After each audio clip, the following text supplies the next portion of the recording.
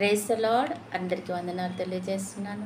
ఈరోజు దేవుడు ఇచ్చినటువంటి వాగ్దానము సామెతలు 9వ అధ్యాయము 11వ వచనంలో రాయబడినట్టుగా, దేవుని వలన నీవు దీర్ఘాయు పొందుదువు, నీవు జీవించు సంవత్సరంలో అధికములగును. దేవుడి వల్లనే నువ్వు దీర్ఘాయువంతుడిగా ఉంటావు అంటున్నాడు దేవుడు.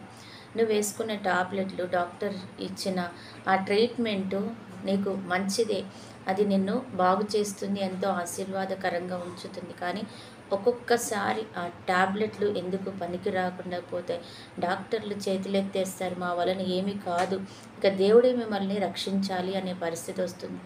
అప్పుడు దేవుడి దగ్గరికి నువ్వు వచ్చినప్పుడు నిజంగా ఆ దేవుని దీవెన, ఆ దేవుడి యొక్క కనికరము నిన్ను ఒక్కొక్కసారి కాపాడి, నిన్ను ఆ చావు బ్రతుకుల నుంచి కాపాడి నిన్ను దీర్ఘాయుష్మంతుడుగా చేస్తుంది అనమాట.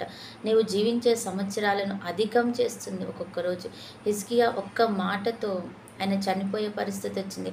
కానీ అదే దేవుడు ఒక్క మాట ఇస్తాడు, నువ్వు ఇంకా 15 సంవత్సరాలు దీర్ఘాయుష్ కలిగి ఉంటావు, నేను అది నీకు ఇస్తున్నాను అన్నప్పుడు అది పొందుకొని ఆయన 15 సంవత్సరాల ఆయుష్ పొందుకుంటాడు. 15 సంవత్సరాలకు ముందే చనిపోవాల్సిన హిజ్కియా దేవుని మాట చొప్పున ఆయన ఇంకా 15 సంవత్సరాల ఆయుష్ను పొందుకున్నాడు. అలాగే మనం కూడా దేవుని కృపను బట్టి ఆయనను వేడుకున్న వారమైతే ఈ లోకంలో ఏ ఒక్క ఆహారము లేకపోతే ఏ మందులు, ఏ పరిస్థితులు, ఏ వాతావరణంలో, ఏ నీరు నువ్వు తాగినటువంటి ఆ యొక్క పదార్థాలు కాదు, కానీ ఆయన కృప కనికరము మనల్ని కాపాడి, అది క్యాన్సర్ అయినా లేకపోతే అంతకంటే భయంకరమైన ఎంతో ప్రాణాంతకమైనటువంటి వ్యాధి అయినా ఒక్కొక్కసారి భయంకరమైన స్థితికి నిన్ను తీసుకుని వెళ్ళిపోయినా మరలా సజీవులుగా పైకి లేపి నిన్ను కాపాడుతుందన్నమాట.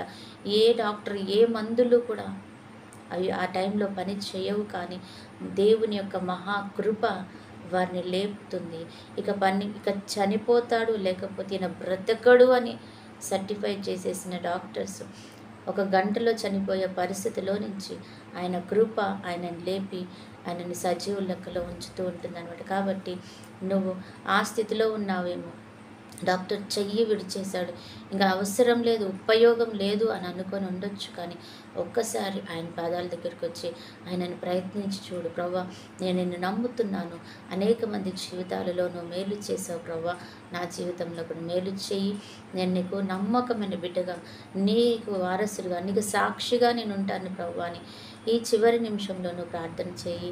దేవుడు మహాకనికరాన్ని పొందుకుంటావు. తను పరిశుద్ధుడైన దేవా, ప్రేమ కలిగిన తండ్రి ప్రభా, విడవబడిన స్థితిలో ఉన్నావా ప్రభా యేసయ్యా, అయా ఎందుకు పనికి రాని స్థితిలో ఉన్నావేమో ప్రభా, నేను తండ్రి ప్రభా యేసయ్యా ఇక అయా బ్రతకలేను అనుకుంటూ ఉన్నావేమో ప్రభా, ఆ పరిస్థితుల్లో నుంచి లేపగలిగిన ఒకే ఒక్క దేవుడు నన్ను ఎదురు చూస్తున్నాడు. ఆయన పాదాల యొద్దకు వస్తే రక్షించుదామని కోరుకుంటున్నా. ఆ దేవుని యొద్ద పరిగెత్తుకుని వద్ద మేలు పొందు. ఈ సమయంలో నువ్వు తప్పితే ఎవ్వరు మాకు సహాయం చేయలేరు ప్రభా, మాకు సహాయం చేయండి. అలాగే ఈరోజు బర్త్డే, మ్యారేజ్ డే జరుపుకునే బిడ్డలు కూడా జ్ఞాపకం చేసుకోండి తండ్రి. చూసిన ప్రతి ఒక్క బిడ్డను మీ చేతులకు అప్పగిస్తున్నాం. అలాగే ప్రభా, ఈరోజు ఎంతమంది బిడ్డలైతే తండ్రి ప్రభా యేసయ్యా, అయా తండ్రి ఎంతో భయంకరమైన స్థితిలో ఉన్న అనారోగ్యంతో ఉండి, అయా తండ్రి ప్రభా యేసయ్యా భయంకరమైన చావు బ్రతుకుల్లో నేను వెతుకుతున్నారు వారందరికీ, అలాగే చూసిన బిడ్డలందరికీ కూడా నీ సహాయం అందించి సహాయం చేయమని యేసు నామములో ప్రార్థిస్తున్నాం తండ్రి. ఆమేన్.